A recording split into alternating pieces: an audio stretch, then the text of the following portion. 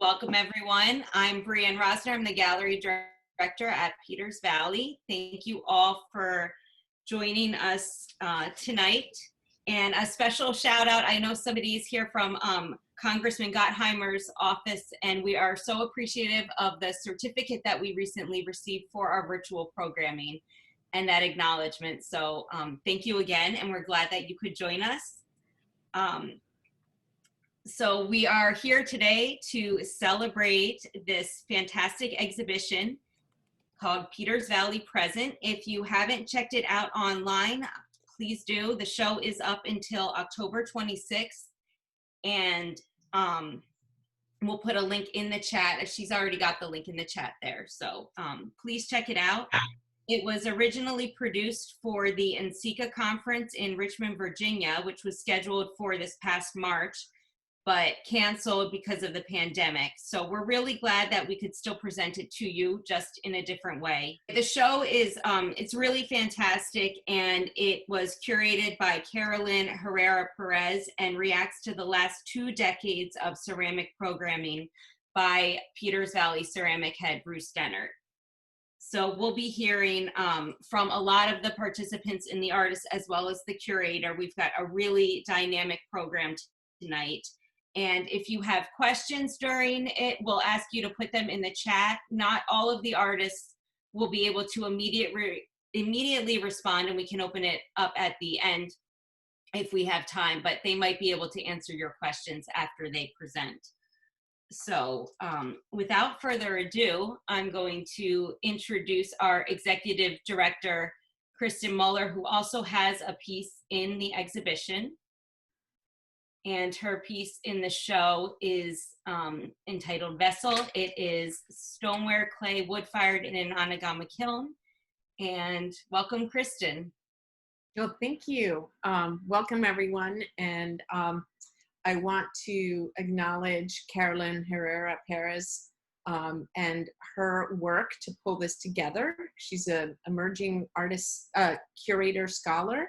And we had this opportunity to put together an exhibition for the NCECA conference and to think about what we could present to celebrate Peters Valley. And I thought she did a fabulous job focusing on all the different directions that the programs at Peters Valley present, and Bruce's incredible reach in the field. So thank you, Carolyn. The first time I came to Peters Valley was to visit the Anagama in 1994. And I had just started wood firing that year, and subsequently purchased a studio from Takao Okazaki in the year 2000 here in Dingman's Ferry, just over the bridge from Peters Valley, and have been wood firing ever since. And my work is very grounded in place and nature, and also in a lot of different influences that come in. I love sort of free association when I work, and it was a huge honor to be asked to fire the anagama at Peters Valley in, I think it was 2011, Bruce, I forget. But it was just great because that kiln is really beautiful. A lot of people are in awe of it, afraid to fire it. But with Bruce by my side, I felt like we could pull off a beautiful firing. And I've watched him do that collaboratively every year, and it's been great. So thank you. Well, thank you, Kristin. We're going to welcome the curator, Carolyn Herrera-Perez, on next. So welcome, Carolyn. She's going to tell us all about her process and inspiration for curating the show. Hello, and thank you all for joining us. I've been waiting for this day for so long. I'm so thrilled to be able to connect with you all, and also very grateful to all of you artists that have continued to be enthusiastic about this exhibition. I'm so looking forward to hearing from you all. I also want to say a huge thank you to those at Peters Valley, Kristin, Bruce, Grace, Brienne, Rachel, and Jennifer, who have been so supportive throughout all of the stages of the exhibition. So when first starting the project, I had the huge pleasure of conducting interviews, going through the archives, and as well the exhibition catalogs. And I feel like an experience that I really wanted to tap into was that feeling that you get when you open up a catalog for summer classes at Peters Valley. You know, like all of that potential that's there and that wonderment of just what to choose from. So flipping through them, I quickly realized I wanted to approach all of this time that Bruce has been molding in the programming, and I found it so dynamic and also so inviting. So my hope became that this exhibition would be like a summer class catalog come to life. And, you know, sadly, the exhibition could not be held at NCECA, and nor sadly was NCECA able to be held, but I am consistently amazed at how we can still stay connected despite the moment. And this being one of those ways. So thank you all so much for joining us. All right, now, as I'm shifting things so I can work from home, I'm working on a few projects, and one of them is reworking the catalog that was made for NCECA, and it definitely was inspired by past catalogs and the archives and photos that were taken at Peters Valley. And when I first was approaching that project of creating this, it just felt so right to have Jordan Ricks join that process. He's an artist, graphic designer, and a close friend of mine. So thankful for him to work on that project. So with that, I'd like to also introduce Jordan Ricks.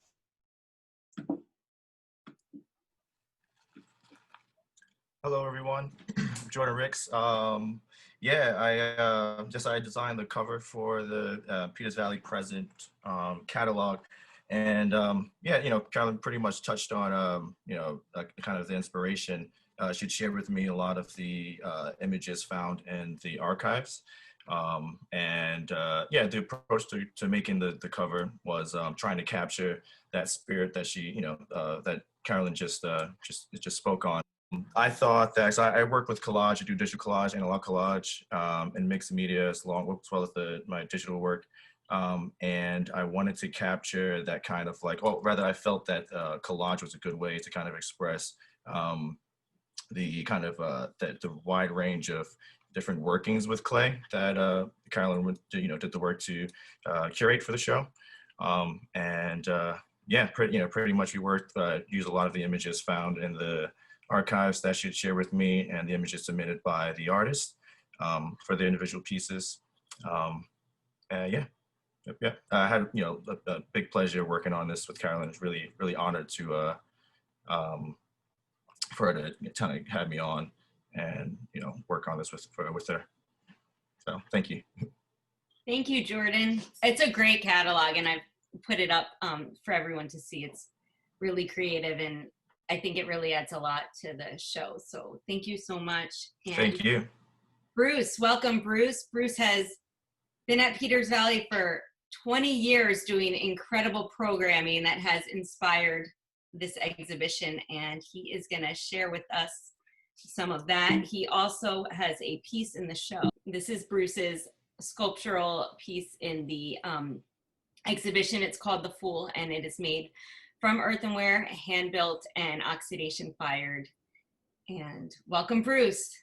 Thanks, Brienne. It didn't hit me until now, the emotions that I thought that I'd feel about this. I wish we were all together at NCECA down at Richmond. So bear with me.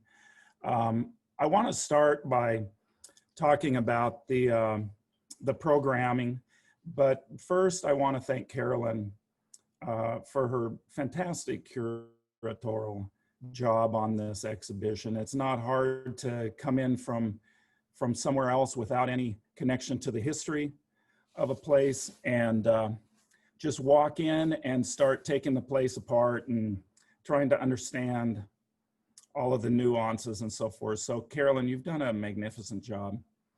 I want to thank Kristin and Brienne and Grace for the conception of the idea for the exhibition and for your organizing. Also for going out and getting the funding for putting this really lovely exhibition on.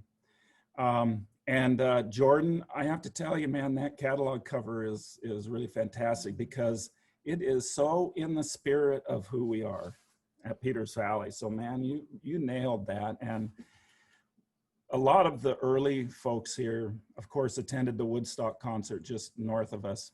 It's like 45 minutes north of us, and in Bethel, New York, and somehow ended up down here and so forth. And that catalog cover, I think, really exemplifies the spirit of how Peters Valley came to be and the spirit of what we take forward with us.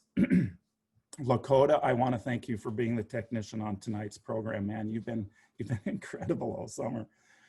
What can I say about that?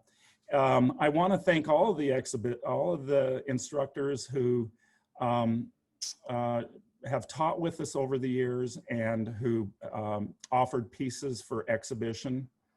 And I want to thank the folks who are talking to us tonight, who are presenting their work.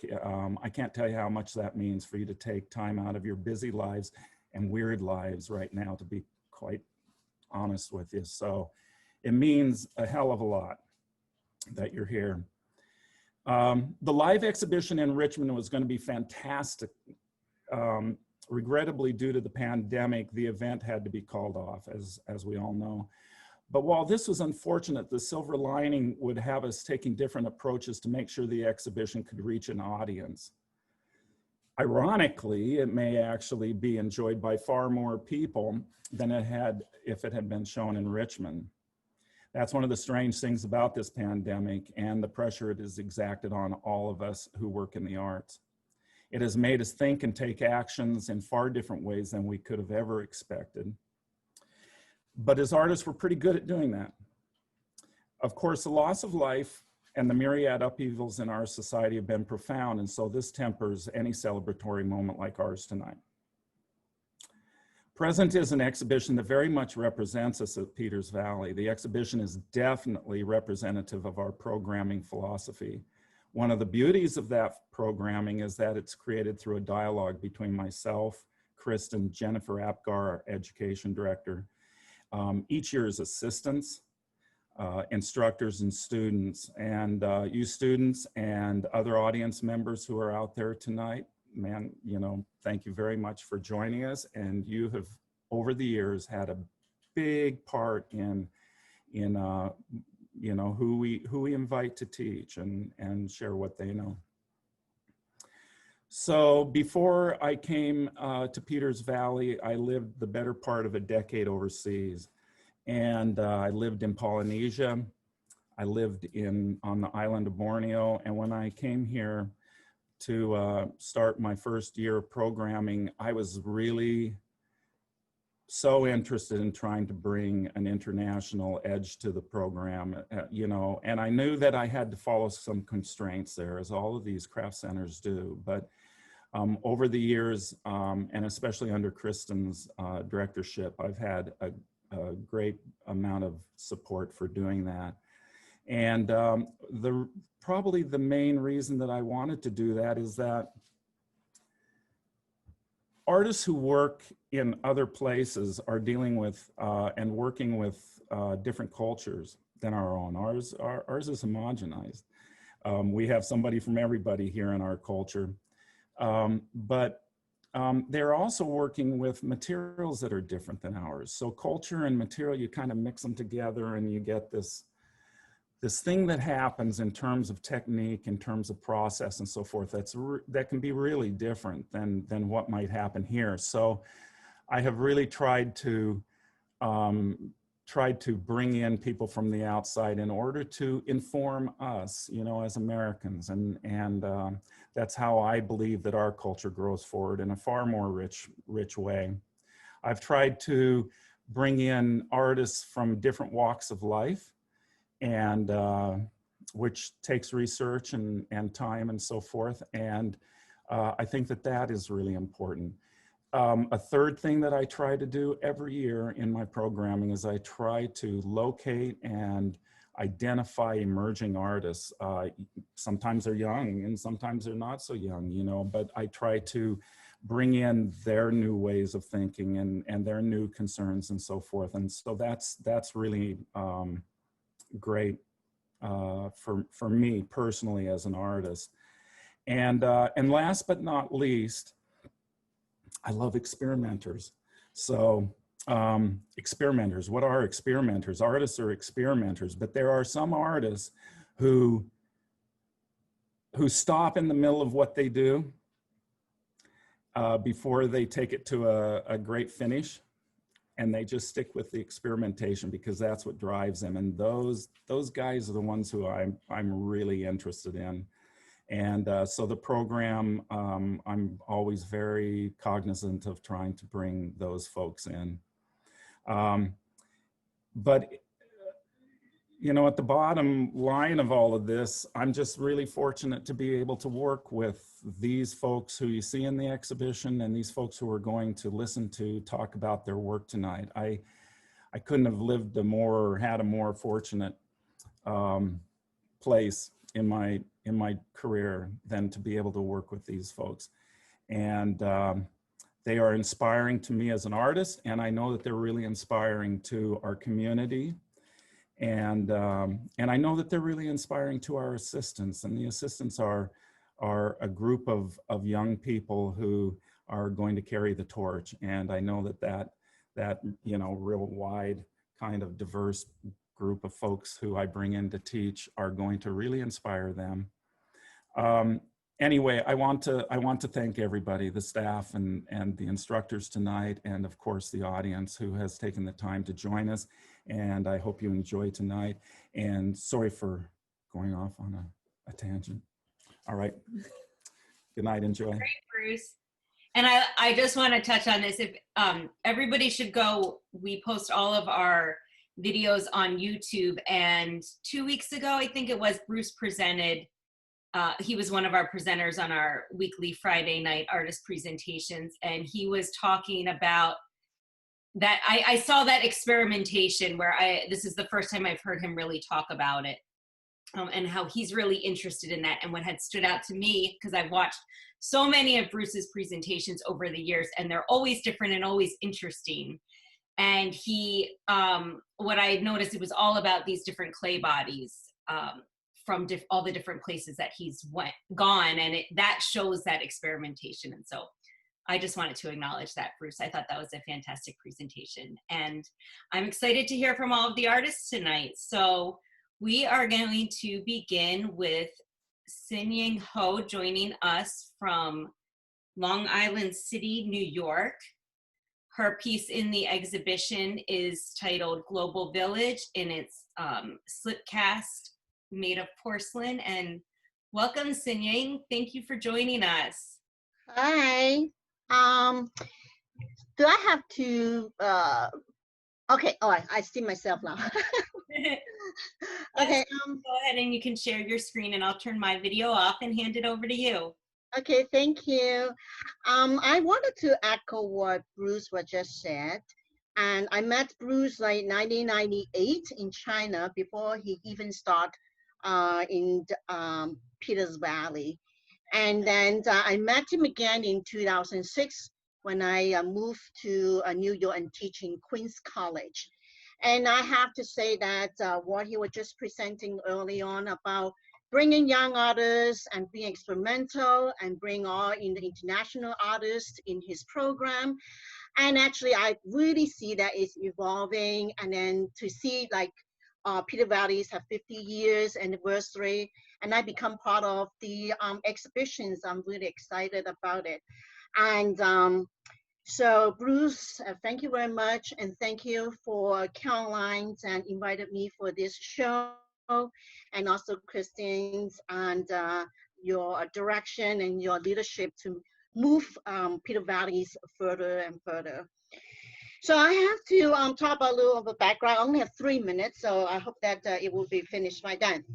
So drawing on my Asian background and experience in a Western culture, I constantly explore the collisions of cultures in my ceramic work. And I manipulated the forms by methods of deconstruction, the narrative, and then reconstructing it back by transforming the familiar forms into unfamiliar form and unidentified sculpture. And this basically for my own purpose, but also to surprise the viewer with manipulate images, icons, signs, symbol, and a surface narration to further highlight contemporary kind of differences. And I combine traditional hand painting images with the use of new technology, such as computer-generated decal. So this is a decal that I created, and the previous slides, you see that I hand painted on the images. So the work that I show for Peter Valleys is using these images that I manipulated it on the Photoshop, and then created and transfer onto this sculpture. So you can see that the images that I use have those images that kind of very popular in blue and white in different culture, like the wave form, and then and the flower form and the Greek kind of symbols with architecture. So I use East versus West, past versus present, symbols versus language, painting versus digital decal transfer, and vessel versus sculpture, 2D versus 3D. And these elements collide and evolve into one. And these modern traditional ideas and various clay technique evoke questions of identity, memory, while paying tribute to one of the first ceramic tradition in the globalized world. And these pieces that I'm working on, it was in the time when we hit by the pandemic. And I strongly admitted that we are no longer living in a singularity society or country. We are connected, and we've crossed the borders not only in a macroscopic world, but also in a microscopic world and the virtual world. And I was inspired by the images of the actual coronavirus, 5G crowd, corporate logos, and stock market index charts that I then transferred by digital decal technique. And these images of the living virus, consumerism, and the trace of technology create a visual metaphor that expresses the relationship between the never-changing human nature and the continued change of our physical world. And Caroline was saying that, okay, you can tell about, stories, and then my studio. So I have a studio that in China, and when I working in US, I have studio in Long Island City, but most of the productions that I work is in school. So when I make a big work here, this is an additional piece. It's from my Eden series, and it's a group of 8 pieces of 6 feet tall vessel, produce a visual appearance and reference to the human form. And I painted traditional 100 flowers painting with a cobalt pigment. So you can see the details, and when I'm working in the studio in China, in the factory, and this piece was a commission, and I have already sent and completed to Singapore. And this is where it was fired after the kiln firing in glaze. And I'm still working on some bigger pieces. And since the pandemic, I couldn't really go to China. So I'm really sad right now.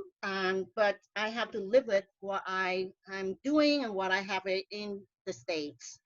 So thank you for everyone for your participating for tonight's talk, and also enjoy the exhibition and other speakers about their work. Thank you. Thank you. It was awesome to see all the pictures with you in them to really show the scale of your work. That was great. So thank you so much. We have a surprise guest. John Dix has been so inspired by Bruce's words that he would like to join us for a few moments. So we are delighted that he is coming all the way from Japan to talk with us.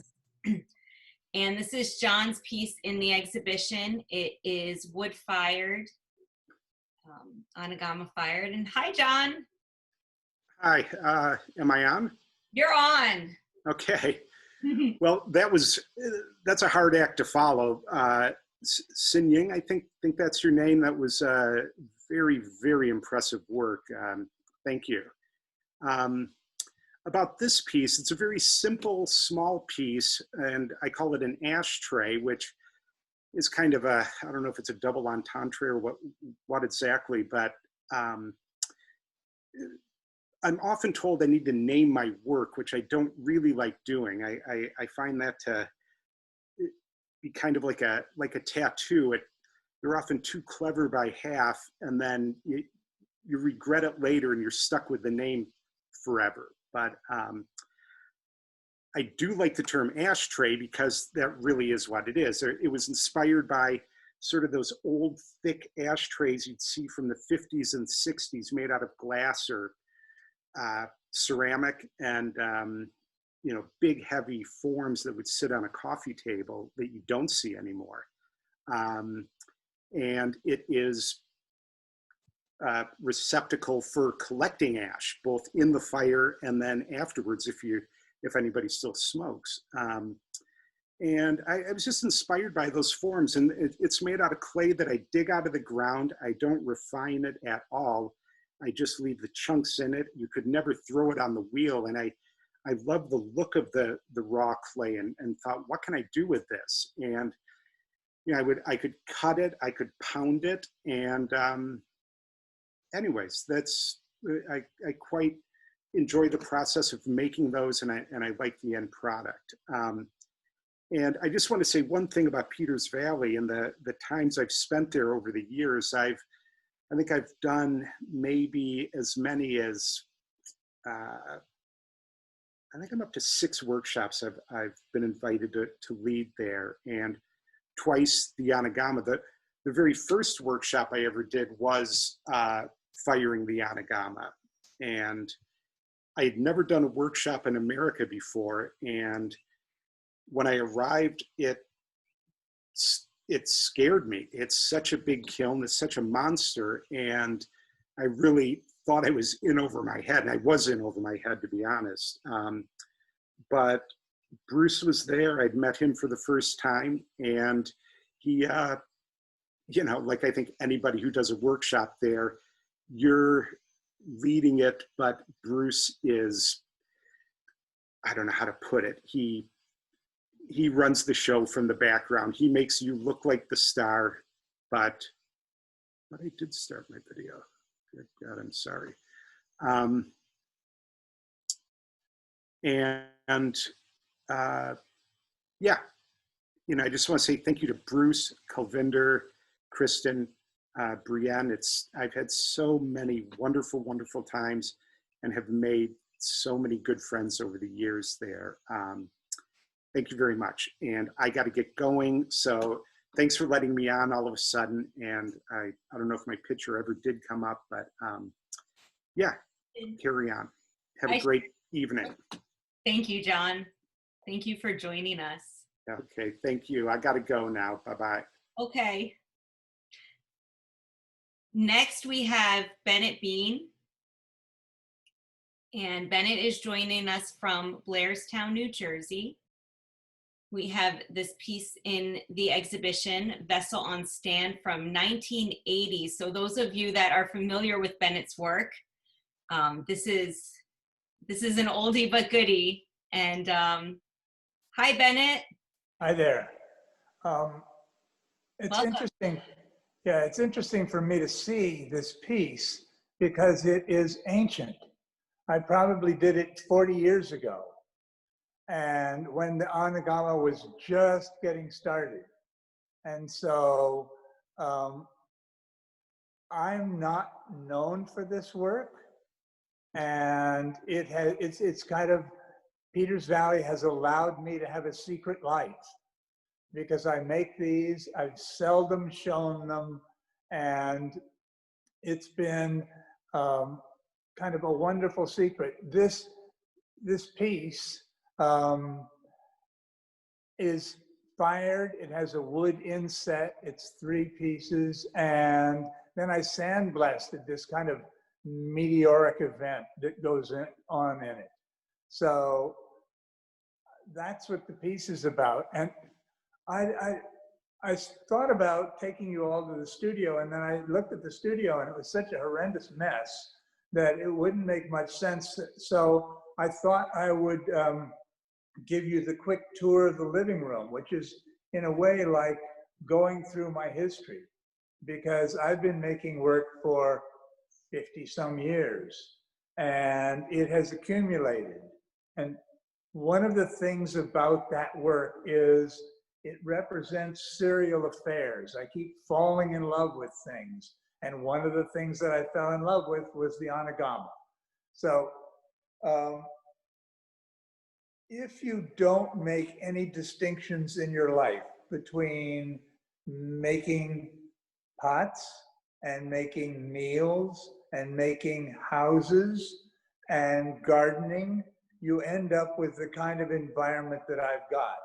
And so I thought I would give you a quick tour.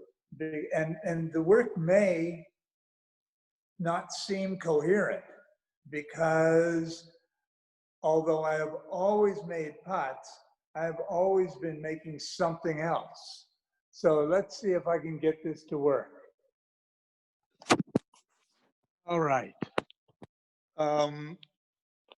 This is a wall I designed, and the wall has screws that come out so that you can put rods in and then change the configuration. So it's almost like a collector's wall, and it's pieces from the world. There's a Chinese scholar's stone. Those are Japanese firemen's outfits. There's a George Orr pot stuck in the back full of feathers. A really interesting Japanese shovel. So there's all of this stuff that I have. That piece is an ikat from one of the stands. I'm not sure which one. And I really fell in love with these things. I was saying that this is like a series of serial romances. And one of the astonishing things that's available in this culture is eBay. And you can find almost anything that you're in love with on eBay. So that's where that came from. Oh, and the lights. Well, you really can't see them. But Ingo Maher made those lights, and he's a German lighting designer, and he's just wonderful to look at. Here's another one of the Anagama pieces. That whole operation weighs about 150 pounds, so it hasn't wandered around much. Then, oops, let's see. Yeah, there we go. The drawing is a drawing. I did some chalk drawings a couple of years ago of falling pots. And so that's from that series. Oh, and on the floor, rugs. They're all kind of rugs. At one stage, I decided that I would like to make a rug. And I really hadn't made one. And so I thought, oh, this is perfect. I'll make a rug. And then I thought, well, how do you make a rug? Well, you can go to China, or you can go to, Turkey, or one of those places, or you can go to Kathmandu. And so I thought Kathmandu would be a perfect place to make rugs. So I went 13 times. And we had, we made a lot of rugs and put them in the world. This little fellow here, I made a bunch of these guys and I didn't know what they were for. And then decided, oh, these are to keep you company when you're drinking, so you never drink alone. So I thought that would be perfect. Oh, let's see. There, this is the kind of ceramics that I've been doing for ages. So it's 3 parts, it's large, and it's interesting. I probably started making these in 1980, but they didn't look like this, and then they evolved and they evolved. And I'm sort of, I think I'm coming to the end of them in some interesting way. I'm about to be 80, and it changes your perspective. I'm not sure the world needs any more of these. So the question is, what do I make now? What is attractive to me? What am I going to be fascinated by? More of those.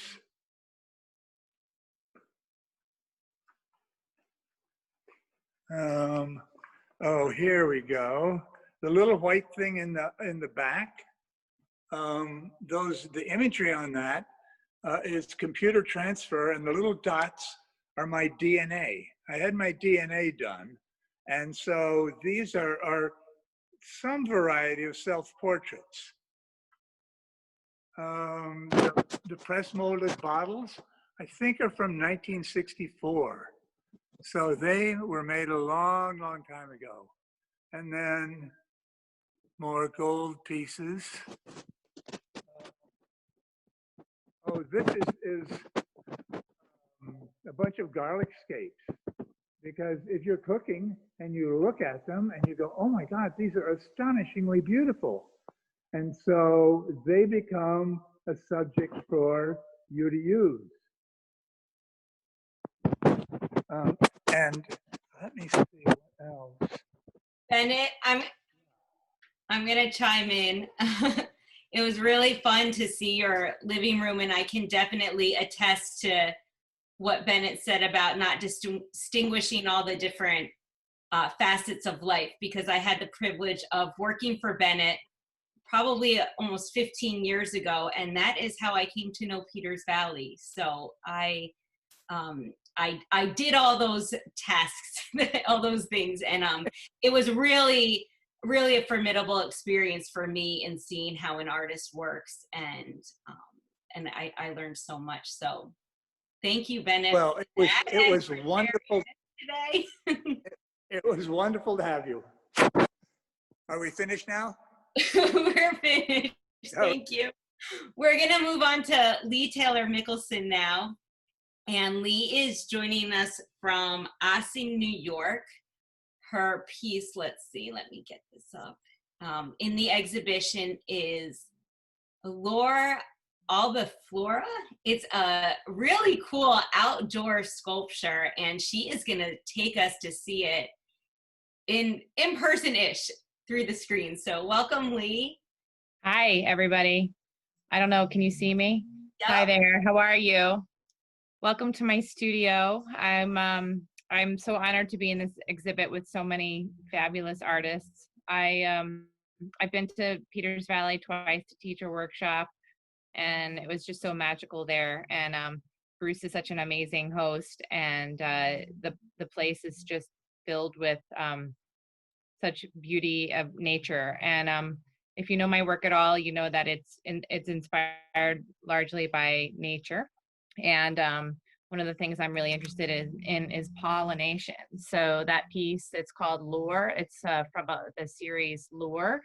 And then I play with the subtitle, which for this piece was called Albiflora, which is some version of a Latin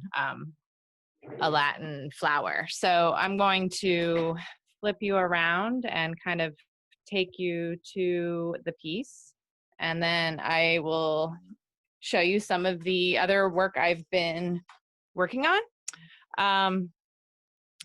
Okay, so here's my studio. You can see it's a detached 2-car garage, and it's a lovely time of year to be working in there because I can just throw up the garage doors and be sort of outside, inside. It's also very rustic.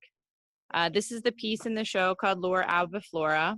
It comes up to about my chin, and the parts are all wheel thrown, these little circles are wheel thrown off the hump. And then these are stacking bowls that have been thrown on the wheel. And I have a steel base there at the bottom and a steel rod that goes up the middle, and a few supports along the way.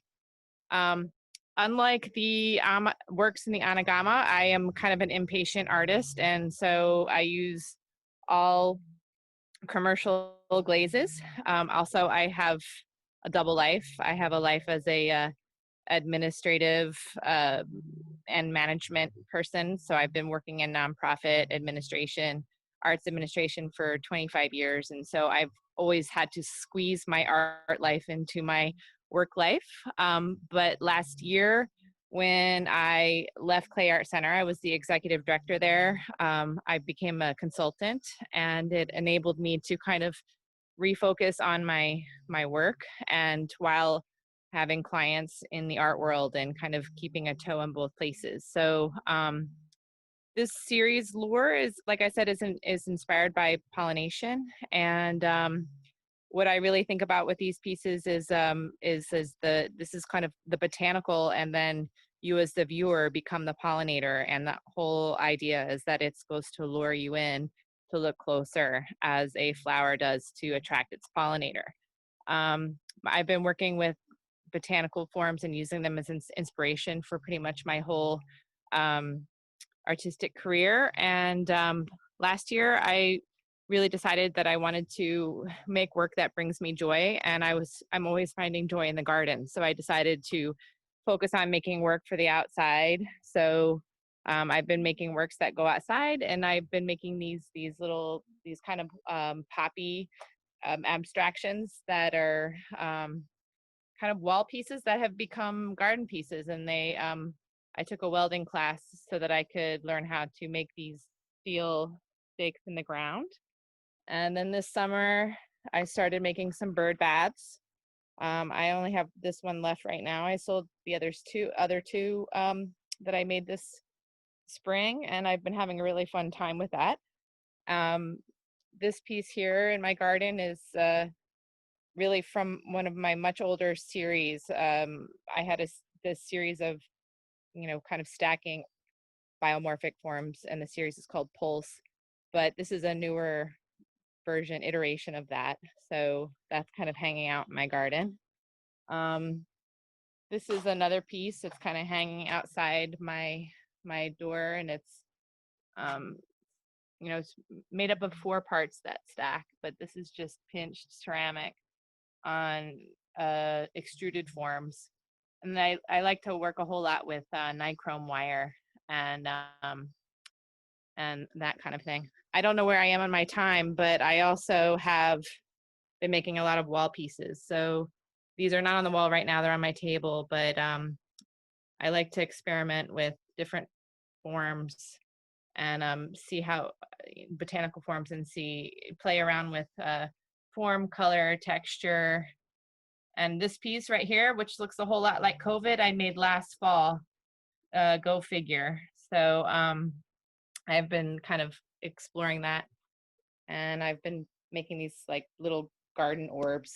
So right now I've been just doing my best to have fun in the studio and make things that are colorful and bring me joy, and enhance the experience people have in the garden, and also bring the garden into your home. So that's where the wall works come from, and the floor pieces, and then the garden works. So Thank you, Leigh. I think that's it. Really fun to see. It's great to see work in the outdoors. So what a change of pace. Thank you. Thank you. We're next going to be joined by Seth Rainville. He is joining us from New Bedford, Massachusetts, and his piece in the exhibition is called Looking Back. It is wood-fired porcelain with slips, washes, and glazes. And hi, Seth. Hello. How's everyone? We're doing great. How are you? Good. Still hanging at home in quarantine land in Massachusetts, New Bedford. first, I just want to take a quick opportunity to thank everyone involved, certainly for Bruce getting me involved at Peters Valley in 2016 when I taught my first workshop there. I don't think Bruce or anyone else at that point knew that my life was kind of in shambles and going through some major, major changes. So really, it was my experience there and some of the students that were there and the staff that was there that really kind of helped my life get back on track. So I'm always profoundly thankful to Peters Valley for doing that for me. And so for Carolyn for curating me into this show, I also want to thank you a whole lot for doing that. So I have been doing work called Inkware for over 22 years at this point, and teaching at various institutions for just as long. And the pieces that, the piece in the show called Looking Back is part of a series. I generally work in a series of 12 to 15 pieces. Looking Back was based on teaching a wood fire class where I was talking about time, temperature, and atmosphere, something we as potters all talk about when we're teaching how to fire objects. In this case, the whole series was called Time, Temperature, and Atmosphere, which actually adorns the other side of this piece. And for me, that the whole idea of time, temperature, and atmosphere as a 46-year-old man with 2 young children, I started thinking about my life from their perspective and what I was thinking, what I was going through in life at the ages of 9 and 6. Or they're 9 and 6 now. Certainly, they were a year younger than that when I started this series. So I started looking back at old travel photos, old family photos, old images that were actually photographs, actual photographs that were either in frames or in my photo box or in photo albums. And I started getting nostalgic to the point where I felt like I needed to say something about slowing this world down. As much as I engage in social media, and I love music, I love movies, I love being busy all the time. Anyone that knows me knows that I don't stay still for more than a minute. And one of the things that I recognize is that we're missing so much about understanding our history and taking a moment, just a brief moment, to look back. So that's where that piece came from. And I've also been, for the past decade or so, working almost exclusively in wood kilns with my work. So a few other pieces that I brought to show you from that same series, teapot here, that again, it's a lot of floating imagery and letting the wood kiln do a lot of the work. Here's another piece here that, again, wood fired. I protect the drawings that are actually brushed on slips and some glaze pencil washes and whatnot, to take an opportunity to tell a story, to look back, to take a moment of reflection.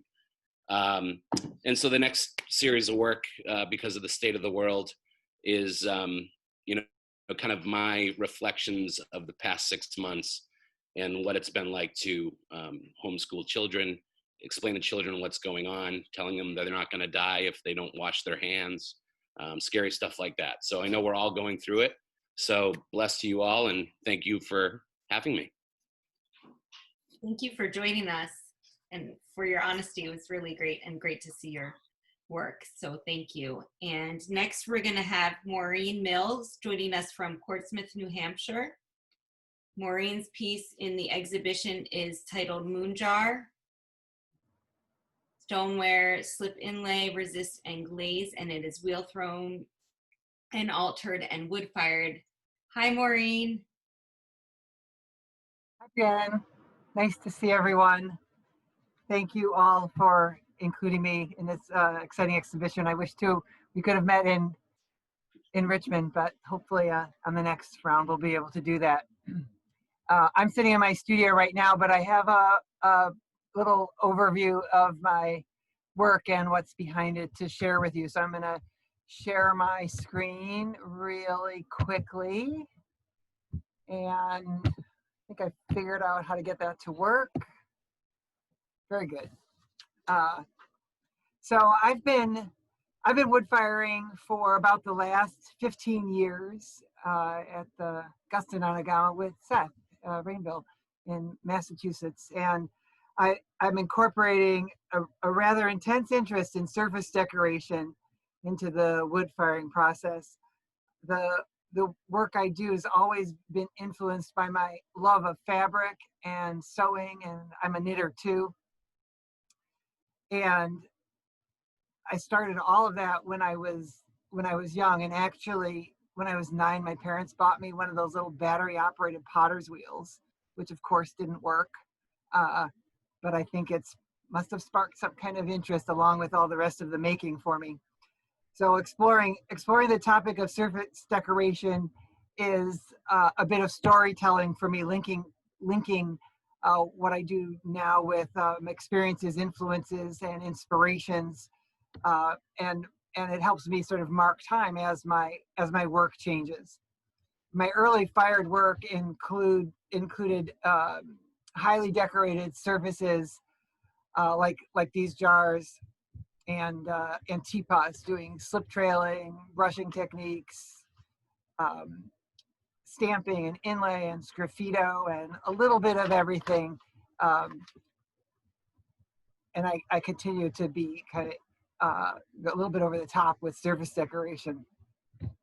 So my recent research incorporates the use of text as a design element, but also as a way of developing the idea of storytelling. Text carved into the clay and inlaid with slips explores the visual connection that is established with the viewer, recognizing the written text as language, regardless of what the viewer's background is, and regardless of whether they can actually read the words that I've written. The image of text invites the viewer to build their own story or interpretation around the piece and hopefully engage a little bit more with the object.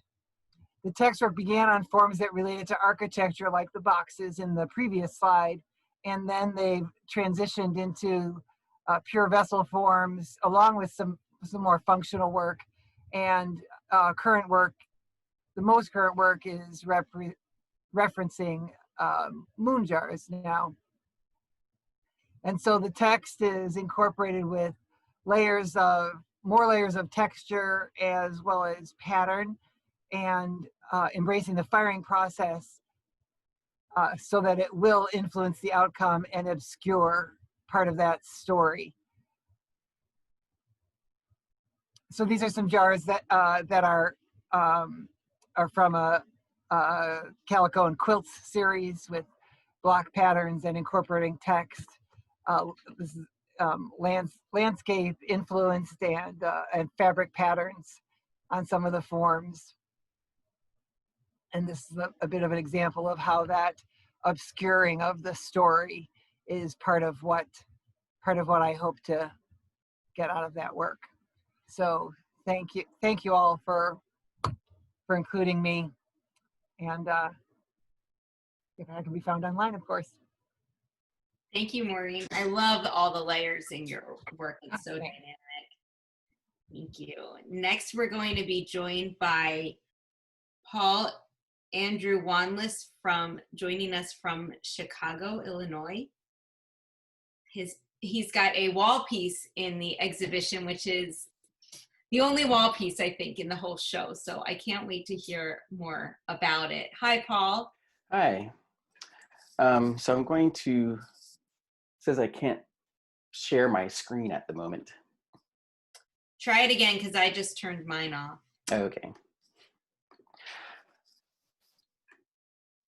All right, so what I wanted to do is just give a little bit of an overview of some of the things I do. My work is basically narrative. I like to tell stories through my work, and it's all kind of through my perspective of how I see the world and I see myself in it. So everything is kind of either based off the figure, uses the figure as a point of departure, and it's to tell some kind of a story. Now, I predominantly work with clay, but I use a lot of other materials and processes as well.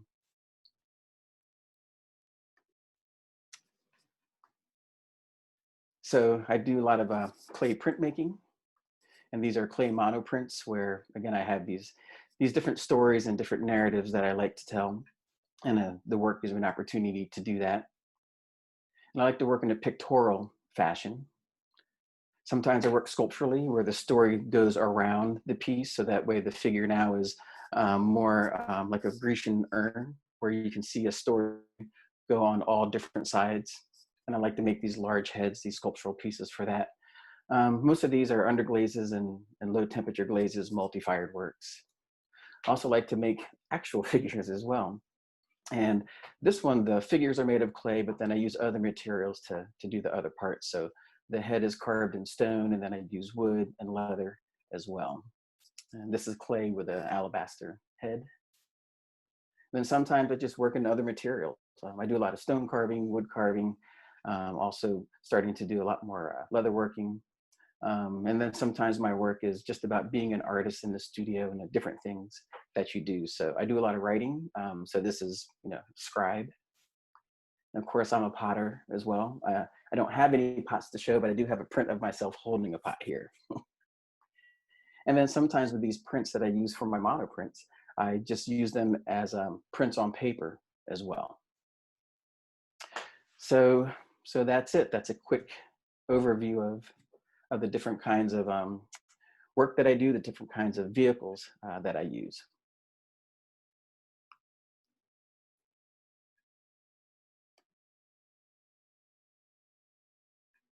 Thank you, Paul.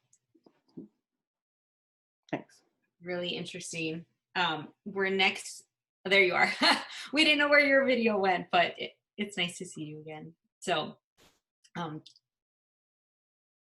you again. We're next going to be joined by Ashwini Bhat, joining us from Petaluma, California.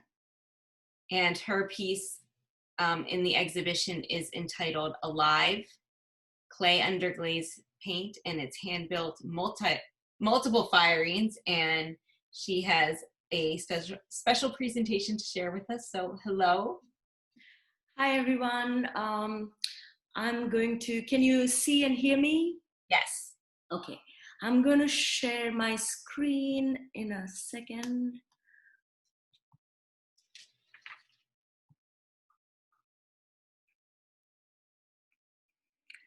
I was born in the southwest coast of India, and I grew up in a progressive matriarchal family.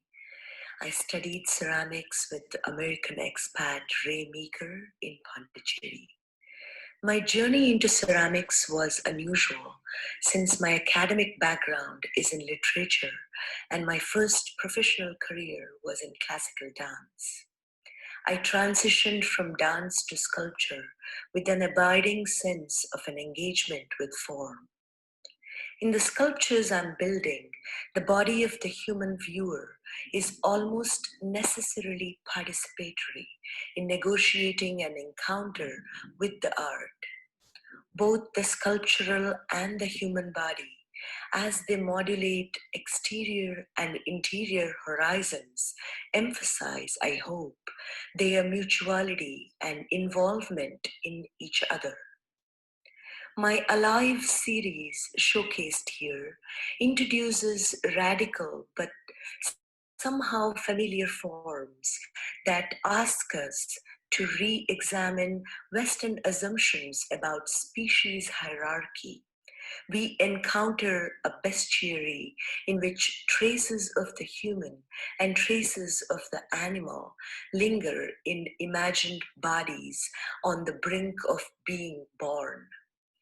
Having lived most of my life in India, I have come by fateful circumstance to be a proud immigrant in California.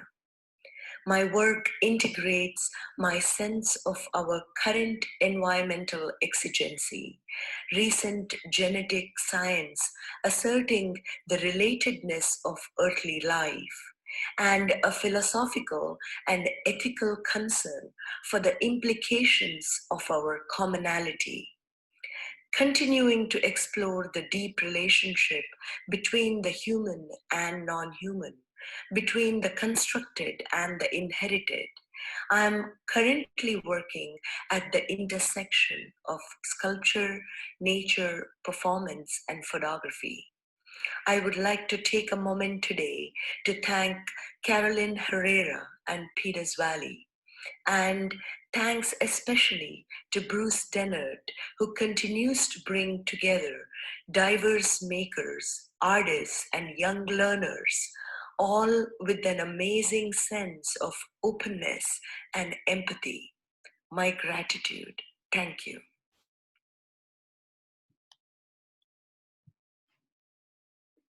Thank you. That was lovely. And it was so great to see all the work with the body together. So that was really special. Thank you. We will next be joined by Malcolm Mobutu Smith, joining us from Bloomington, Indiana. His piece in the exhibition is Relic One Scoop, Stoneware, Slip and Glaze, Thrown and Altered. Hi, Malcolm. You're on mute. I can't hear you still. Can we get your... Sorry. There you are. Can you hear me now? We can hear you now. Fantastic. Thank you so much. It's a pleasure to be here. Thank you to all the folks at Peters Valley, Bruce, Kristin, Carolyn, and everybody else that assisted in making this show possible. I have a wonderful and unique relationship with Peters Valley, and I started as a student in high school. I made my first trek up from the suburbs of Philadelphia for my very first workshop in 1987, and had the wonderful experience of coming full circle this past year in 2019 to come back and teach again. Peters Valley is an amazing, beautiful place that's sort of tucked away in the most beautiful part of New Jersey, and has created so many amazing memories for so many people and opportunities. I'm going to share with you a bit about what I've been doing since the pandemic started, and I had to hastily get my home studio sort of up and running, and some of the work that I've been making since there, and I'll share with you some of the influence that I've had with that. So I'll flip my screen around and give you guys a little tour. Okay, so one of the first influences that I can share with you is that my love and passion for art really started with my parents, and both of them earning degrees in art from Michigan State University. But more importantly, my mother created this amazing coloring book back in 1971 called Little Tuffy and His ABCs, which Little Tuffy essentially was a character that represented me and my brother Jason, because there was a dearth or no material on the store shelves that were reflecting children of color at that era. And so for my whole life, I've been passionate about drawing and competing with my mother as an artist and maker. But since then, my passion for drawing really has been what fuels my ideas and thinking and thoughts about form. And so whenever there's a piece of paper around, and my colleagues at IU, where I teach and have taught for the last 20 years, will attest, if there's a meeting going on, my hand is moving and I'm drawing and I'm creating some kind of form. But it's a way of thinking about the three-dimensional world through the medium of the two-dimensional lens of illustration and illusion, which then morphs into my real passion, which is figuring out how to draw in clay. And so I like to use the wheel as a starting point. So all of these objects are wheel-made forms, and you're seeing the base piece of a form where I've signed it now with carving. That's my name, Mobutu, there. But all of these things are manipulations of the wheel. Other sojourns that I make with art in the vessel are pots, bottles, any form that I can manipulate from that soft, juicy moment of the clay fresh off the wheel.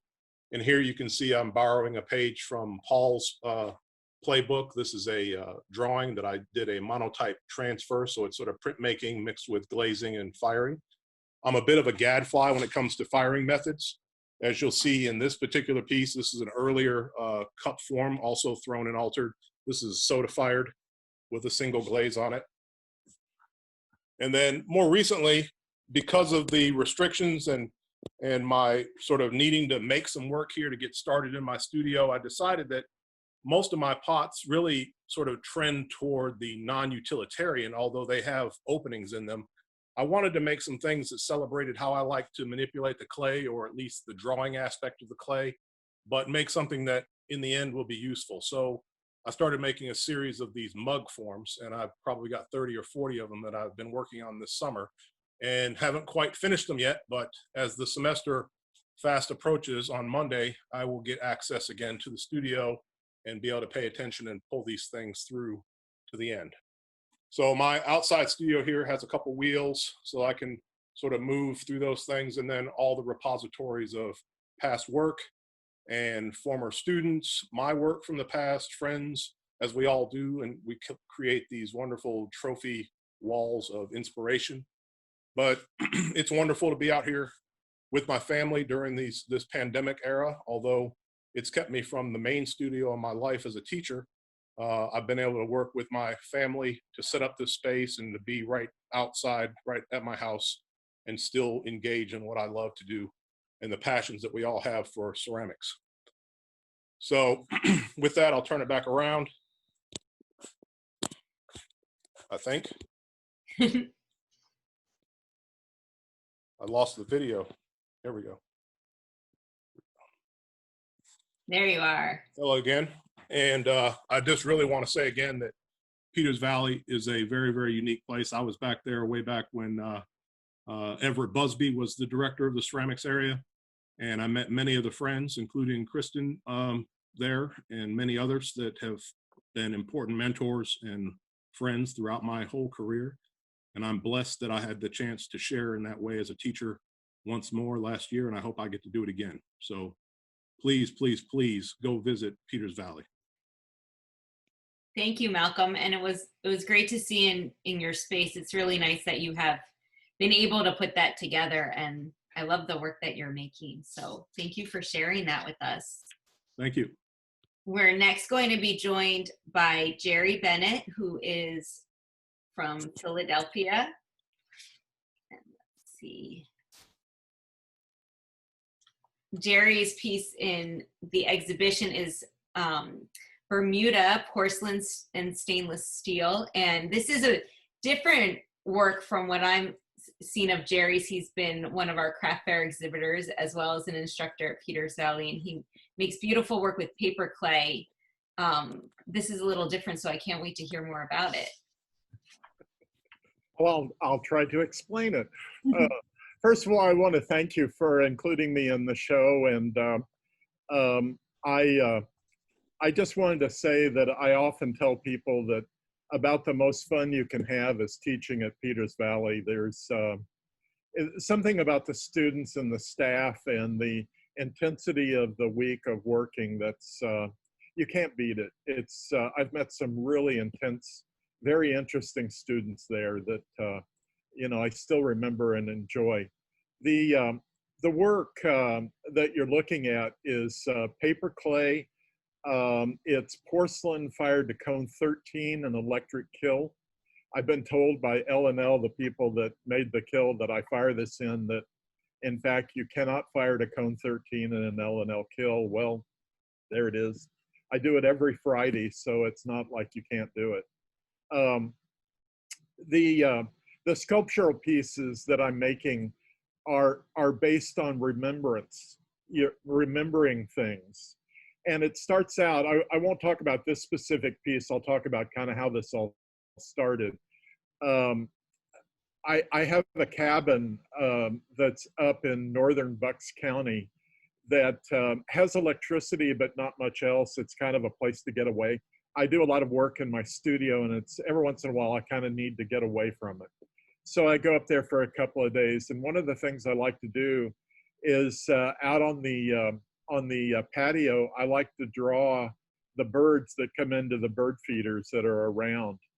And for the last few years, I've done literally book after book of drawings of these birds. And never intended to do anything with them. They're just, you know, something to kind of pass the time and relax. And it's, I'm a three-dimensional artist. I'm really not a two-dimensional artist, but it's fun to kind of change up and then to experience different things. So one of the things that I've noticed in the last couple of years is that because of global warming, all the birds have pretty well gone away. This cabin is about 50 miles north of Philadelphia, And the same birds that are in Philadelphia now are at the cabin. It's the diversity of the wildlife has gone down dramatically. So I got to thinking about, well, what about these drawings? What's important about these drawings? That they are now kind of like artifacts about a world that used to be but is no longer. So the genesis of this work is really about the idea that artists have a role to represent the world that's rapidly changing and oftentimes not for the better.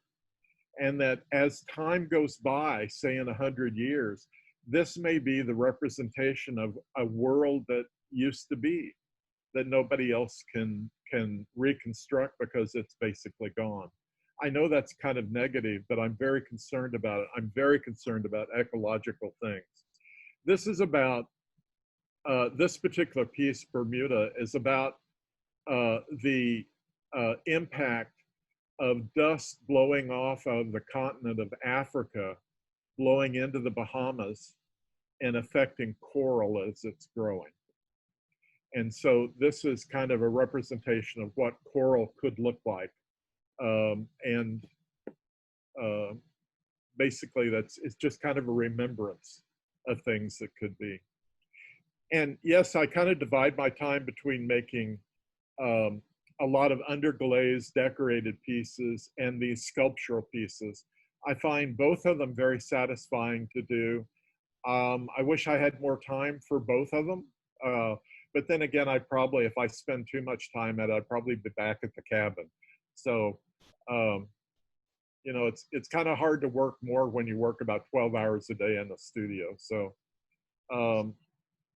let's see, what else? Again, thank you for inviting me. And if you'd like to see more, my name's Jerry Bennett and my website is jerrybennett.net. You can see a whole range of these sculptural forms. Thank you.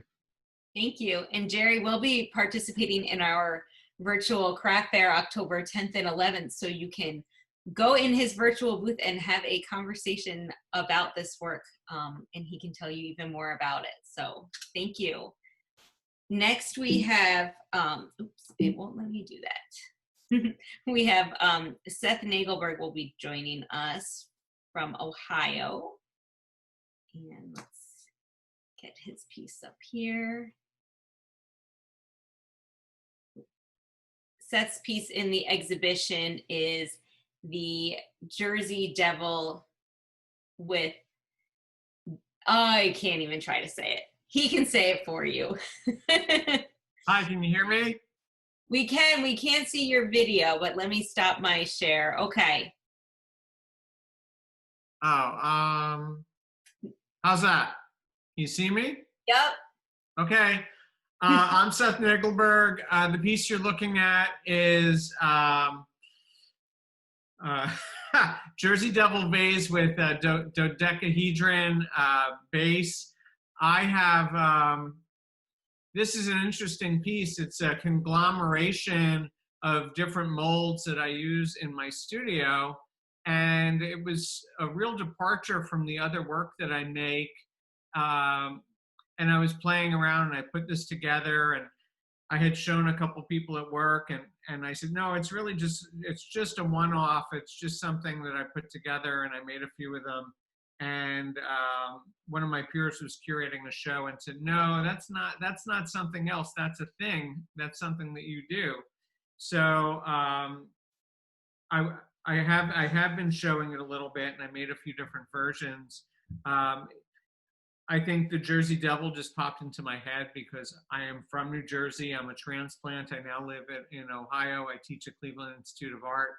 And like the Jersey Devil is a conglomeration. It has it has hooves. It has the wings of a bat.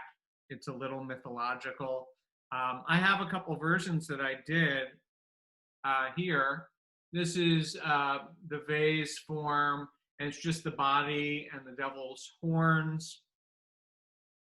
And then here's another version, also in black, with something's happening,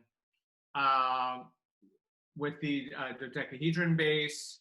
And then I have one more I can't see the screen anymore. And this one, I was playing around with the horns and making sort of gestural arms. Okay.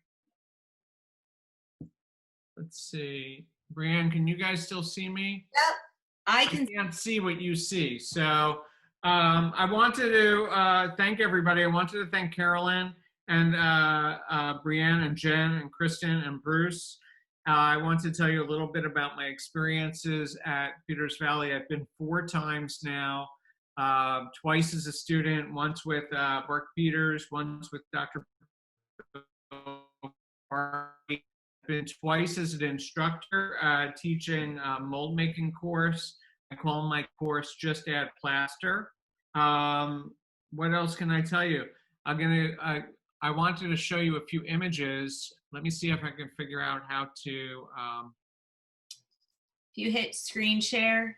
Yeah, something's happening funny with my screen. It's because I messed it up when I did something weird on my screen. Okay, I think I got it. Let's see.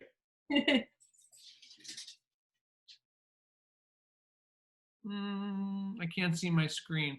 How about I skip my screen and I'll just give you a quick mini tour of the studio instead. Sure. Okay. But I still can't see what you see. So here's my studio. It's in my basement in Shaker Heights, Ohio. And some work in progress, some work I'm doing with paper. I had to change gears. Just like a lot of other people during the lockdown, and I decided to do some work in paper, and this is a model for a larger installation that I'm going to do, and I'm thinking about maybe including some clay beads. This is a model for a wall surface that's also going to be covered in pattern, and I have a show coming up in Akron in February. I'm going to be doing some ceramic vessels and sculpture, and then maybe these wall pieces in paper if I can pull them together. Here in the studio, you can see my area where I do mold making, slip casting, and what else is happening? And then just like everybody else, storage, miscellany, my potter's wheel. Well, thank you, everyone. Thank you, Seth. You're welcome. Nice to see you. I like your beard. Yeah, thank you.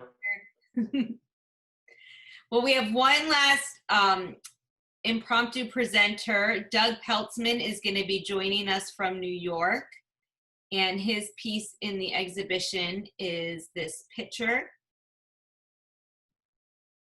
And it is porcelain with glaze. Hey, Doug. Hello. Hi, everyone. Are you done, Brienne? Should I go? Sure. You can go ahead. Yes. Okay. I just want to echo what everyone's saying. The curation of the show is just stunning. Thank you, Carolyn and Kristin, for your directorship through the years. Brienne, holding down the fort in the gallery and all the shows. It's just incredible. I really don't know what to say about Bruce and Kolvinder. I'm getting choked up because I might be the unique individual here that's part of this show that was actually an assistant at Peters Valley, and then was lucky enough and honored to come back and teach exactly a decade later. So I was an assistant in 2004, spent the summer really becoming enlightened and obsessed with the material.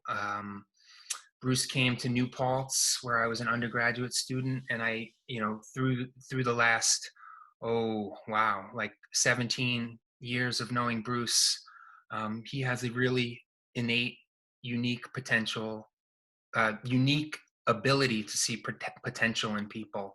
And I was lucky enough that he saw it in me, and accepted my application to come spend a summer at Peters Valley and really get a lifetime's education in a few short months. I was an assistant to Aisha Peltz, Jeff Astrike, Shiro Otani fired the Onigama. Oh Hyang Jang came and made an ongi pot. So it was magical. I mean, while that was going on, my wife and I started dating at that time. Bruce was at my wedding in 2007. You know, this isn't necessarily about my work, but it's about Peters Valley and the sort of way in which people come together and beautiful things happen. So we're in my studio. I have a bunch of equipment, pug mill, kiln. I have a 30-ton ram press. I love to make things, and I'm not necessarily grounded in how I make them. So I primarily throw, but I also, like I said, ram press things. My piece in the show is a porcelain piece, which is most indicative of the work that I'm sort of known for. Most recently, about a year ago, my wife Pam and I, who's a potter as well, extremely talented and a better potter than myself, bought a gas kiln, and it sort of turned my world upside down. So what you're seeing, this picture is electric fired cone-8 oxidation, inlay, painted glazes. And I had been struggling for quite some time with my work. My graduate school professor, Chris Staley, is always sort of in the back of my head when I just am thinking about the work that I'm making and why I'm making it and what I'm trying to say with my work. And I got to the point with the body of work where I felt exhausted. And so I had been slowly pushing myself to want to make the kind of work that I wanted to use in my kitchen. You know, pottery is not only an obsession about things to make, but it's a lifestyle that we all live, right? So I'm just going to quickly share, and then I know we all are suffering from potential Zoom fatigue, but these are some new cups that I'm making. So this is like a satin blue glaze where the copper glaze kisses the blue glaze and it forms this pink fumed line. I'm playing with that. This is a thrown and altered cut box. These are a lot of fun. So I throw a bowl, squeeze it on the wheel, and then with a wire tool cut. And I'm having a lot of fun trimming these and cutting the feet and really being reductive. And then this is a picture. And one thing I'm really enjoying with having a reduction kiln is dipping back into stoneware and really just, you know, loving the phenomenology of glaze. My middle child, Leo, is obsessed with rocks and anything geological. So playing with glazes has been a lot of fun for me. Hey, everybody, look, stay safe. I really enjoyed being a part of this. What a strange time we're all living. And I hope to see some of you soon and maybe give you a squeeze and not get any droplets on you. Okay, bye-bye. Thanks, Doug. It was good to see you. Yes, you too, Brienne. Thank you, everyone, for joining us tonight. That concludes our presentation. And if you want to hear it all again, because everything was so inspiring and there was just so much to take in that it could all have a second watch, we will post that on our YouTube channel shortly. So we look forward to seeing you at our future events. Link is in the chat. And thank you again. Have a great night, everyone. Bye.